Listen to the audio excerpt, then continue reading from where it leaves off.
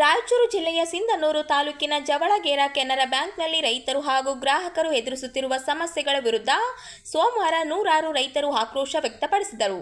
ಜೋಳ ಮಾರಾಟದ ಹಣ ರೈತರ ಖಾತೆಗೆ ಜಮೆಯಾಗಿದ್ದರೂ ಬ್ಯಾಂಕ್ ಸಿಬ್ಬಂದಿ ದಿನಕ್ಕೆ ಕೇವಲ 10,000 ಮಾತ್ರ ನೀಡುತ್ತಿರುವುದಾಗಿ ಆರೋಪಿಸಿದರು. ಇದರಿಂದ ಸಾಲ ತೀರಿಸುವುದು, ಟ್ರ್ಯಾಕ್ಟರ್ ಕಂತು ಪಾವತಿಸುವುದು, ಮಕ್ಕಳ ವಿದ್ಯಾಭ್ಯಾಸ ಹಾಗೂ ಆರೋಗ್ಯ ವೆಚ್ಚಗಳನ್ನು ಭರಿಸಲು ತೀವ್ರ ತೊಂದರೆಯಾಗುತ್ತಿದೆ ಎಂದು ರೈತರು ತಿಳಿಸಿದರು. ಬ್ಯಾಂಕ್ನಲ್ಲಿ ಹಲವು ವರ್ಷಗಳಿಂದ ಪ್ರಿಂಟರ್ ಕಾರ್ಯನಿರ್ವಹಿಸುತ್ತಿಲ್ಲ, ಸಿಬ್ಬಂದಿ ಕೊರತೆ ಇದೆ ಹಾಗೂ ವ್ಯವಸ್ಥಾಪಕರು ನಿಯಮಿತವಾಗಿ ಬ್ಯಾಂಕಿಗೆ ಬರುವುದಿಲ್ಲ ಎಂದು ದೂರಿದರು. ಪಾಸ್ಬುಕ್ ಎಂಟ್ರಿ ಸೌಲಭ್ಯ ಸಮರ್ಪಕವಾಗಿಲ್ಲದೆ ಖಾತೆಯ ಮಾಹಿತಿಗಾಗಿ ಹಣ ನೀಡಿ ಪ್ರಿಂಟ್ ಪಡೆಯಬೇಕಾದ ಪರಿಸ್ಥಿತಿ ನಿರ್ಮಾಣವಾಗಿದೆ ಎಂದು ಆರೋಪಿಸಿದರು. ಆಯನೂರು, ಎಡಗಿನಾಳ, ಪುಲ್ಲದಿನ್ನಿ, ಗೋನವಾರ, ಸುಲ್ತಾನಪುರ, ಜವಳಗೇರಾ, ಯದ್ದಲದೊಡ್ಡಿ, ತಿಮ್ಮಾಪುರ ಸೇರಿದಂತೆ ನೂರಾರು ಗ್ರಾಮಗಳ ಗ್ರಾಹಕರು ಇದೇ ಬ್ಯಾಂಕಿನ ಮೇಲೆ ಅವಲಂಬಿತರಾಗಿದ್ದಾರೆ.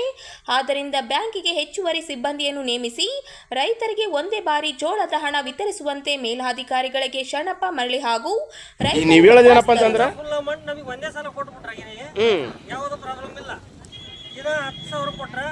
ಈಗ ಒಬ್ಬೊಬ್ರು 3 ಲಕ್ಷ 2 ಲಕ್ಷ ಬಿಡ್ತಾವ. ದಿನ 10,000 ಕೊಟ್ರೆ 30 ದಿನ ಅದೇ ಆಗುತ್ತೆ. 30 ದಿನ ಮತ್ತೆ ಶನಿವಾರ, 2ನೇ ಶನಿವಾರ ಬಂದಿರ್ತಾವ, ಆಯ್ತಾರ ಬಂದಿರ್ತಾವ, ಮತ್ತೆ ಒಳ್ಳೆ ಮಧ್ಯದಲ್ಲಿ ಹಬ್ಬ ಸೂಟಿ ಹರಿದಿನ ಅಂತ ಬರ್ತಿರ್ತಾವ, ರಜೆ ಬರ್ತಾವ. ಹಿಂಗಾಗಪ್ಪ 1.5 ತಿಂಗಳು ಬೇಕಾಗ್ತದೆ ಬರೀ 3 ವರ್ಷ ತನಕ. ನಾಳೆಗೆ ಅಮಾಸೆ ಬಂದೈತೆ ಮತ್ತೆ ಅಂದ್ರೆ ಈ ಥರ ಆಗೋದ್ರಿಂದ ಏನಾಗ್ತಾವ ತೊಂದರೆ ಯಾಕೆ ಅಂತ ಹೋಗ್ತಾವ ರೈತರಿಗೆ. ಇದು 10,000 ಕೊಟ್ಟರೆ ಯಾಕಡೆ ಮುಟ್ಟಾಲ ಮೇಲೆ ದಿವಸ ಕೈಗತ್ತಂಗಲ್ಲ, ದುಡ್ಡು ಕೈಗತ್ತಂಗಲ್ಲ. ಹಾಂ, ಮಳೆ ಕೈ ಕೊಟ್ಟೈತೆ, ಒಣಗೋಗ್ಯಾವ, ಎಲ್ಲ ಒಣಗೋಗ್ಯಾವ. ಈಗ ಮತ್ತೆ ಒಳ್ಳೆ ಏನಾದರೂ ನೀರು ಪಾರ ಬಂದ್ರೆ ಬೆಳೆ ಮಾಡ್ಕೋಬೇಕಂದ್ರೆ ನಿಮ್ಮ ಆಸೆ ಐತೆ. ಈಗ ಗೊಬ್ಬರ ಬೈಕಿ ಒಳ್ಳೆ ಕಟ್ಟರೆ ಮತ್ತೆ ಅವ್ರು ಬೈಕ್ ಕೊಡ್ತಾರೆ ನಿಮ್ಗೆ. ಮತ್ತೆ ಈಗ ನೀರು ಬಿಟ್ಟರು ನಾಳೆ ಅಂತಂದ್ರೆ ಅಕಸ್ಮಾತ್ ಆಗಿ ಪಂಪ್ ಸೆಟ್ ನೀರು ಕಟ್ಬೇಕಾದ್ರೆ ನಿಮ್ಗೆ ರಿಟರ್ನ್ ಆದ್ರೆ ಅಲ್ಲಿ ಆಗದ ಅವ್ರು ಕೊಡ್ತಾರೆ. ಹಿಂಗಾಗಿ ತೊಂದರೆ ಹಾಕಚ್ಚವ. ಮತ್ತೆ ಈಗ ಬ್ಯಾಂಕ್ ಕಂತುಗಳು ಬಂದಿರ್ತಾವ, 10,000 ಕೊಟ್ಟು ಅವ್ರು ತಗೊಂಬಲ್ಲ. ಇವರು ಮತ್ತೆ RTGS ಮಾಡಿದ್ರೆ ಅದಕ್ಕೆ ರೊಕ್ಕ ಕಟ್ಟಾಗುತ್ತೆ, ಮತ್ತೆ ಚಾರ್ಜಸ್ ತೆಗಿತಾರೆ. ಏನು ನೀವು ಹಿಂಗೆ ಬಂದಿರಿ ಅಂತೇಳಿ ಈ ಥರ ಆಗೋದ್ರಿಂದ ನಿಮ್ಮ ಒತ್ತಾಯ ಏನಪ್ಪ, ನಮಗಿಲ್ಲಿ ಸಿಬ್ಬಂದಿನ ಕೊರತೆ ನೀಗಿಸ್ರಿ, ಹಣಕಾಸಿನ ಕೊರತೆ ನೀಗಿಸ್ಬೇಕು, ರೈತರಿಗೆ ಎಷ್ಟು ಅಮೌಂಟ್ ಅಷ್ಟು ಅಮೌಂಟ್ ಕ್ಯಾಶ್ ಕೊಡಂಗೆ ಆಗ್ಬೇಕು ನಿಮ್ಮ ಒತ್ತಾಯ. ಯಾಕಂದ್ರೆ ಎಲ್ಲ ಬ್ಯಾಂಕ್ ಸಿಂಧೂರಲ್ಲಿ ಎಲ್ಲ ಏನು ಮಾಡ್ತಾರೆ, ಎಷ್ಟು ಬೇಕು ಅಷ್ಟು ಅಮೌಂಟ್ ಕೊಡ್ತಾರೆ. ಇಲ್ಲಿ 10,000 ಅಷ್ಟು ಅಂತೀವ್ರಿ.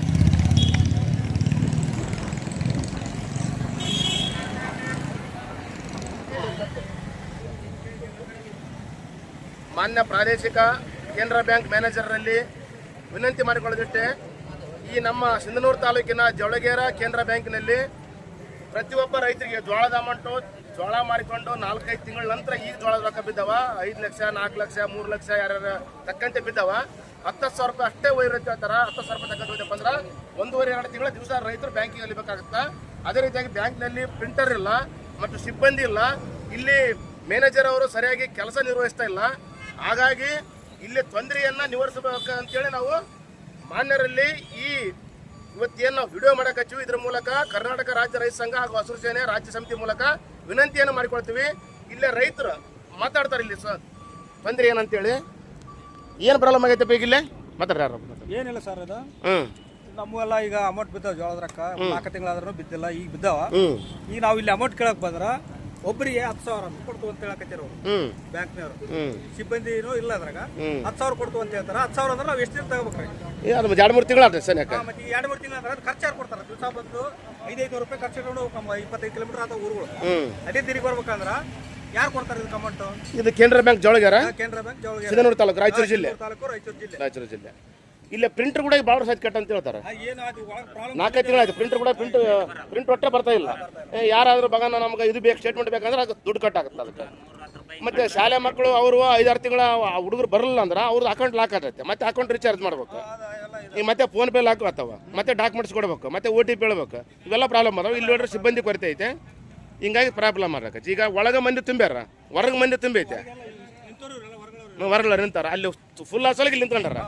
ಅಂದ್ರೆ ಈಗ ನೀವು ಮೇಲೆ ಬೆಂಗಳೂರು ಹೆಡ್ ಆಫೀಸ್ಗೆ ಮತ್ತು ರಾಯಚೂರು ಹೆಡ್ ಆಫೀಸ್ಗೆ ಹೇಳಕ್ಕೆ ಏನು ಇಷ್ಟಪಡ್ತೀರಿ? ಏನಿಲ್ಲ ಸರ್, ನಮ್ಮ ಅಮೌಂಟ್ ಎಷ್ಟು ಬಿದ್ದಿರುತ್ತೆ ಅಷ್ಟು ಕೊಟ್ಕೊಂಡು ಇಲ್ಲಿ ಸಿಬ್ಬಂದಿಗಳು ಸ್ವಲ್ಪ ಸಹಕರಿಸ್ತಾರ ಅಷ್ಟೇ ಸಾಕು. ಒಂದೇ ಸಲಕ್ಕೆ ಅಮೌಂಟ್ ಕೊಟ್ರಿ ನಿಮ್ಗೆ ಸಾಲ ಸಮದ ಕಟ್ಟಿಗೆ ಅನುಕೂಲ ಆಗುತ್ತೆ. ದಿವಸ 10,000 ಕೊಟ್ರಿ ಯಾಕಡೆ ಮುಟ್ಟಾಗಲ್ಲ. ಮನೆ ಟೊಮೆಟೊ ಹಣ್ಣು ಹೋದೆ, ಉಳ್ಳಾಗಡ್ಡಿ ಹೋದೆ, ಯಾರಿಗಾರ 1,000 ಕೊಟ್ಟೆ, ಕೈಗಡೆ ಕೊಟ್ಟೆ, ಬಗೆರ್ದು ಬಿಡುತ್ತೆ. ಈಗ ಟ್ರ್ಯಾಕ್ಟರ್ ಕಂತನ ಮುಟ್ಟಲ್ಲ, ಬೆಳೆ ಸಾಲನ ಮುಟ್ಟಲ್ಲ, ಕೈಗಡೆ ಸಾಲನ ಮುಟ್ಟಲ್ಲ, ಯಾವ್ದು ಮುಟ್ಟಲ್ಲ, ಗೊಬ್ಬರ ತರಕನ ಹಾಕಲ್ಲ, ಬೀಜಕ್ಕನ ಹಾಕಲ್ಲ, ಯಾವ್ದಕ್ಕೆ ಹಾಕಲ್ಲ. ನಿಮ್ಮ ಮೊತ್ತ ಇಷ್ಟ. ತಿಂಗಳಗಟ್ಟಲೆ ಇದಕ್ಕೆ ಬರೋದಾಗತ್ತೆ. ಈ ಥರ ಆಗೋದ್ರಿಂದ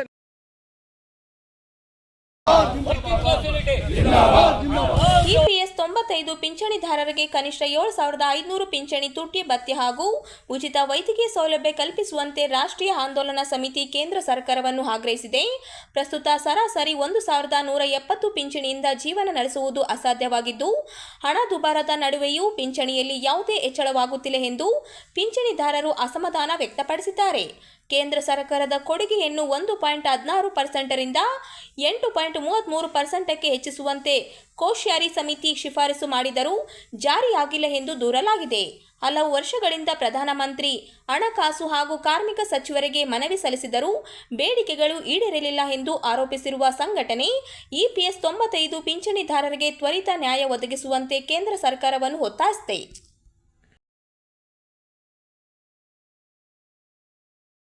ಎಲ್ಲಿವರೆಗೆ ಹೋರಾಟ?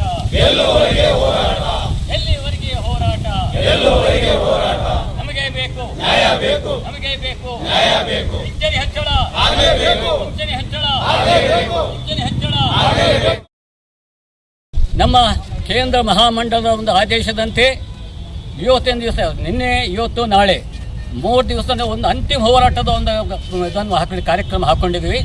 ಮೊದಲನೇ ಹಂತದಲ್ಲಿ 3 ದಿವಸದ ಪ್ರತಿಭಟನೆ, ಆಮೇಲೆ 2ನೇ ಹಂತದಲ್ಲಿ 25ನೇ ತಾರೀಕಿನ ದಿವಸ PF ಭವಿಷ್ಯ ನಿಧಿ ನಮ್ಮ ಕಾರ್ಯಾಲಯದಲ್ಲಿ ಅಲ್ಲಿ ಹೋಗಿ ಲಾಕೌಟ್ ಮಾಡೋದು. ಅವರು ಸೆಂಟ್ರಲ್ದವರು ನಮ್ಮ CBT ಆಫೀಸ್ನಲ್ಲಿ ಅಲ್ಲಿ ಲಾಕೌಟ್ ಮಾಡ್ತಾರೆ, ಎಲ್ಲೆಲ್ಲಿ CBT ಕಾರ್ಯಕ್ರಮ ಅಲ್ಲಿ ಪ್ರಾವಿಡೆಂಟ್ ಫಂಡ್ ರೀಜನಲ್ ಇಲ್ಲಿ ಕಾರ್ಯಕ್ರಮ ಹಾಕಬೇಕು. 2ನೇ ಹಂತ ಕಾರ್ಯಕ್ರಮ. 3ನೇದಾಗಿ ಅತಿ ಬಹಳ ಸೀರಿಯಸ್ ಆದಂಥ ಕಾರ್ಯಕ್ರಮ ಅದೇನೆಂದರೆ, ಮುಂದಿನ ಇದರಲ್ಲಿ ಒಂದು ಡೇಟ್ ಫಿಕ್ಸ್ ಮಾಡ್ತಾರೆ. ಮುಂದಿನ ಬರೋ ದಿವಸದಲ್ಲಿ ಅದು ಆತ್ಮಾಹುತಿ ಆಗ್ಬೋದು, ಸೀರಿಯಸ್ ಆಗಿ ಪ್ರಾಣ ತ್ಯಾಗ ಮಾಡಬಹುದು. ಯಾವುದೇ ಆಗಲಿ ಜಿಯೋ ಮರುವುದು ಅಂತೇಳಿ, ಯಾವುದು ಆರ್ ಪಾರ್ ಅಂತೇಳಿ ಒಂದು ಇದು ಮಾಡಿದ್ವಿ. ಅಂತಿಮ ಹೋರಾಟ ಅದು. ಯಾಕಂದರೆ ನಾವು ಸುಮಾರು 12 ವರ್ಷದ ಹೋರಾಟ ಮಾಡ್ತಾಯಿದ್ವಿ. 12 ವರ್ಷವೂ ನಾವು ಒಂದು ಪ್ರಜಾಸ್ವಾಮ್ಯ ರೀತಿಯಲ್ಲಿ ಬರೀ ಪ್ರತಿಭಟನೆ ಮಾಡ್ತಾಯಿದ್ವಿ. ಮೊನ್ನೆ ಹೈದರಾಬಾದ್ನಲ್ಲಿ ಏನು ಪ್ರಾಂತೀಯ ಒಂದು ಸಮಾವೇಶ ಆಯಿತು ದಕ್ಷಿಣ ಭಾರತದ. ಆ ಸಮಾವೇಶದಲ್ಲಿ ನಾನು ಒಂದು ಪ್ರಪೋಸಲ್ ಇಟ್ಟೆ, ಸಾರ್ ಇಲ್ಲಿ ಒಂದು ಪ್ರತಿಭಟನೆ ಮಾಡಿ ಸಾಕಾಯಿತು, ಎಲ್ಲರೂ ಬೇಜಾರಾಗಿದೆ, ಪ್ರತಿಭಟನೆ ನಿಲ್ಲಿಸಿಬಿಡ್ರಿ. ಇಲ್ಲಿಗೆ ಕೊನೆ ಹಂತ ಆರ್ಯಪಾರ ಲಡೋಯ ಮರೋ ಕರಿಂಗೆ ಜೀಂಗಿ ಅಂತೇಳಿ ಒಂದು ನಿರ್ಧಾರ ತಗೋಬೇಕಂತ ನಾನು ಒತ್ತಾಯ ಮಾಡಿದ್ದೆ. ಅದೇ ರೀತಿ ಬೇರೆಯವ್ರನ್ನ ಹೇಳಿದ್ರು. ಅದರ ಪ್ರಕಾರ ಮೊನ್ನೆ ಕಲ್ಕತ್ತಾದಲ್ಲಿ ಸಮಾವೇಶ ಆಯಿತು. ಕಲ್ಕತ್ತಾದಲ್ಲಿ ಒಂದು ದೊಡ್ಡ ಕೇಂದ್ರ ಮಟ್ಟದ ಸಮಾವೇಶ ಆದಾಗ ಸುದೀರ್ಘವಾಗಿ ಇದು ಮಾಡೋಂಥ ಒಂದು ನಿರ್ಣಯಕ್ಕೆ ಬಂದು 3 ಹಂತದ ಒಂದು ಕಾರ್ಯಕ್ರಮ ಹಾಕಿದ್ರು. ಅದೇ ಇದರಲ್ಲಿ ಕರ್ನಾಟಕದಲ್ಲಿ ನಿಮ್ಮ ಅನುಕೂಲ ತಕ್ಕಂತೆ 9ನೇ ತಾರೀಕಿನ ದಿವಸದಿಂದ 19ನೇ ತಾರೀಕುವರೆಗೆ ನಿಮ್ಗೆ ಯಾವ ಅನುಕೂಲ ಆಗ್ತೋ 3 ದಿವಸ ಪ್ರತಿಭಟನೆ ಮಾಡಬೇಕು ಅಂತೇಳಿ ಇದು ಮಾಡಿದರು. ಅದರಂತೆ ನಿನ್ನೆ ದಿವಸ ಭಾನುವಾರ ಇದ್ದು ಸಹಿತ ಆರಂಭ ಮಾಡಿದ್ವಿ. ಇವತ್ತು ನಮ್ಮ ಕೇಂದ್ರ ಇವರಿಂದ ಪದಾಧಿಕಾರಿಗಳಿಂದ ರಮಾಕಾಂತ್ ನವಗಂದ ಸುಬ್ಬಣ್ಣ ಅವರಿಂದ ಫೋನ್ ಬಂತು. ಏನು ಸರ್, ಎಷ್ಟು ಇದು ರಾಯಚೂರು ನಮಗೆ ಹೆಮ್ಮೆ ಅನ್ನಿಸ್ತದೆ. ನನ್ನ ಸ್ವಂತ ಹುಟ್ಟೂರು ಜಿಲ್ಲೆ ಇದಾದ ಕುಸ್ತಿಗೆ ನಮ್ಮ ರಾಯಚೂರು ಜಿಲ್ಲೆ ಒಂದು ಭಾಳ ಹೆಮ್ಮೆ ಆಯಿತು. ನೀವು ಇಡೀ ಕರ್ನಾಟಕದಲ್ಲಿ ಮೊದಲನೇದಾಗಿ ನೀವು ಆರಂಭ ಮಾಡಿದಿರಲ್ಲ ಅಂತೇಳಿ ಭಾಳ ಶಬಾಷಿರು ಕೊಟ್ಟರು. ಯಾವಾಗಲೂ ನಾವು ಇಲ್ಲ ಸರ್, ನಾವು ಹಂಗೆ ರಾಯಚೂರು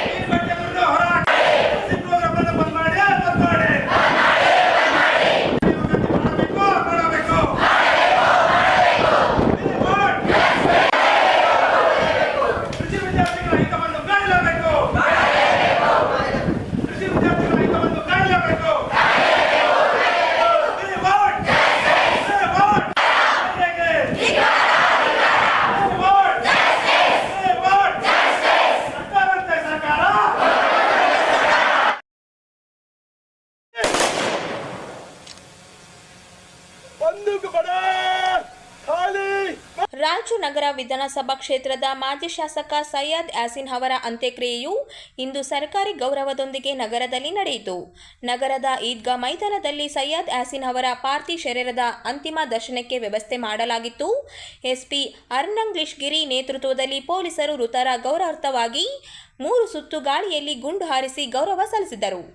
ತಹಶೀಲ್ದಾರ್ ಸುರೇಶ್ ವರ್ಮಾ ಸೇರಿದಂತೆ ಪೊಲೀಸ್ ಅಧಿಕಾರಿಗಳು ಉಪಸ್ಥಿತರಿದ್ದರು. ಜನಜ ನಮಾಜ ನಂತರ ಕಮಾಲಿವಾಲೆ ಬಾಬಾ ಕರಬಾ ಸ್ಥಾನದಲ್ಲಿ ಅಂತ್ಯಕ್ರಿಯೆ ನೆರವೇರಿಸಲಾಯಿತು.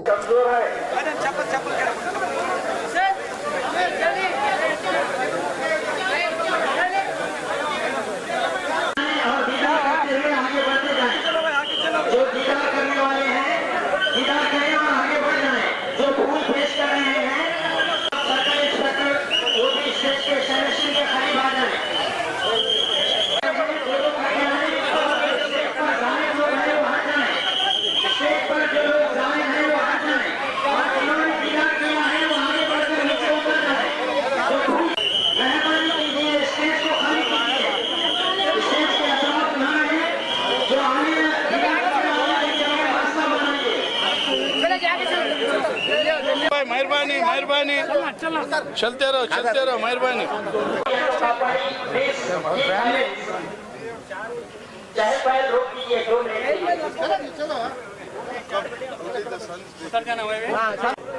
खानदान वाले घर वाले हाँ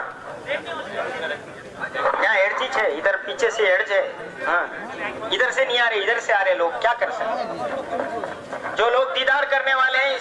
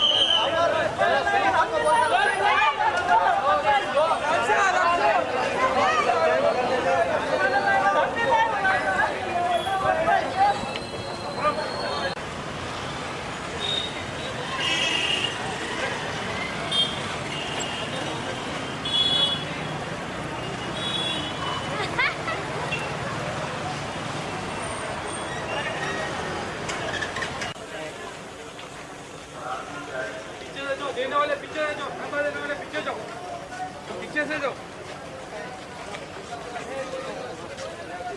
मसाला सीधा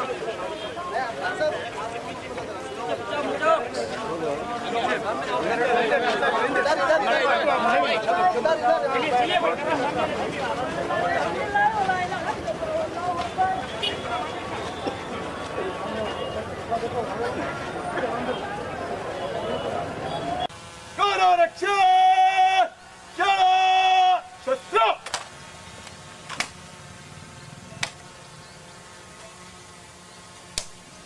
ಮಾನ್ಯರೇ ಶವ ಸಂಸ್ಕಾರ ಕವಾಯತು ಆರಂಭಿಸಲು ತಮ್ಮ ಅನುಮತಿಯನ್ನು ಕೋರುತ್ತೇನೆ.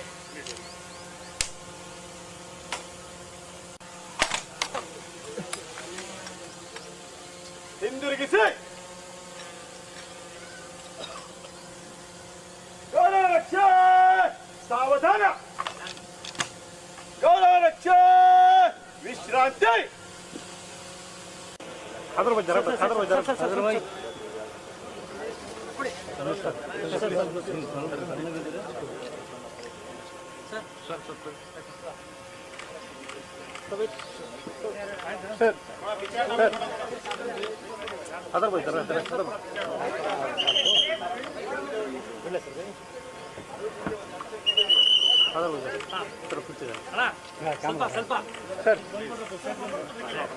बड़ा बंदूक बड़ा हारसी बंदूक बड़ा पुनः तुम्हें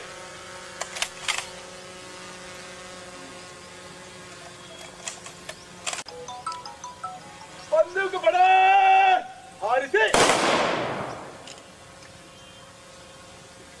ಬಂದೂಕು ಪಡ ಪುನಃ ತುಂಬಿ ಪಡ